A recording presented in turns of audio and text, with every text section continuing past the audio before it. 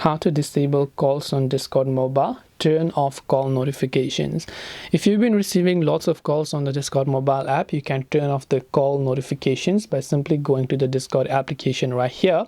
Once you launch your Discord app, you can tap on the profile icon from the bottom right and tap on the gear icon from the top right, which is the settings icon. Once you tap on the gear icon from the top right hand side, over here you'll find many options, but we want to go to the one that says notifications. Now right within notifications, you'll not find the option to disable call notifications. We have to access the notifications of our Android. For that, you can see get notifications outside of Discord option right here.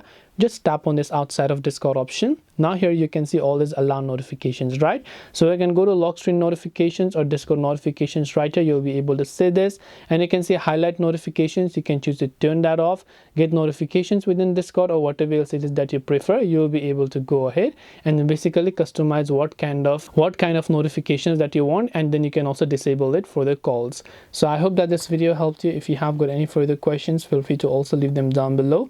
Thank you for watching till the very end of this tutorial, and as always, see you soon in the next video.